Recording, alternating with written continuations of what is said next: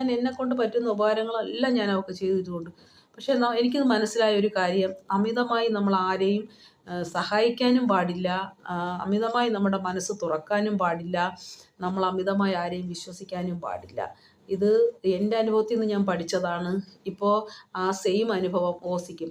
നമ്മുടെ മനസ്സിലൊരു ജാതി ചിന്ത, ഒരു സൗന്ദര്യമില്ലായ്മ, ഒരു നിറം, അങ്ങനെ ഒരാളെ അകറ്റി നിർത്തുന്ന യാതൊന്നും ഇല്ലാത്ത ഒരു പെർഫെക്റ്റായ ഒരാളാണ് നമ്മളെങ്കിൽ നമ്മൾ ഉറപ്പായും ചതിച്ചിരിക്കും. എന്നാൽ ഇതിലേതെങ്കിലും ഒന്നുള്ള ഒരു വ്യക്തിയാണെങ്കിൽ ആ വ്യക്തിയെ ചതിക്കാൻ ഇത്തിരി പാടാണ്. 100% നിഷ്കളങ്കരായവരെയാണ് എളുപ്പം ചതിക്കുന്നത്. അത്തരം ചതിയിൽ ഓസിയെ പോലെ പെട്ട ഒരാളാണ് ഞാൻ.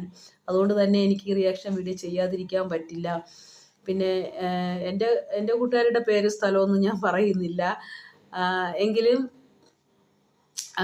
അത് എനിക്കിന്നും ഒരു വിഷമം തന്നെയാണ്. കാരണം അത്രയ്ക്ക് ഞാൻ വിശ്വസിച്ച ഒരു കുട്ടി. ഞാൻ പറഞ്ഞില്ലേ, കമ്പനിയുടെ ഓഫറുകൾ മൊത്തം, പിന്നെ എന്ത് വിശേഷം വന്നാലും അതിനെല്ലാം ഞാൻ സെപ്പറേറ്റ് ക്യാഷ് കൊടുക്കുമായിരുന്നു. എന്നിട്ടും അവളെന്നെ ചതിച്ചു.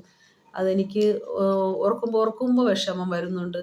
പക്ഷേ എങ്കിലും നിങ്ങൾ ഒരിക്കലും ഒരാളെ കടയിൽ നമ്മളെ നിർത്തുമ്പോൾ അവരോട് ഒരിക്കലും ഈ വിശ്വാസവഞ്ചന കാണിക്കാതിരിക്കുക. 100% ഓസിക്ക് എൻ്റെ സപ്പോർട്ട്. പക്ഷേ അത് തൻ്റെ ഇടമായിട്ട് നേരിട്ടതിന് അവരെ ഞാൻ അപ്രീഷിയേറ്റ് ചെയ്യുന്നു. ഇത് വ്യക്തിപരമായി ഞാൻ നോക്കുന്നതാണെങ്കിൽ ഇത് രാഷ്ട്രീയപരമായി പാർട്ടിപരമായിട്ടൊക്കെ കൃഷ്ണകുമാറിനെതിരെ വെച്ച ഒരു കെണിയും കൂടിയാണ്.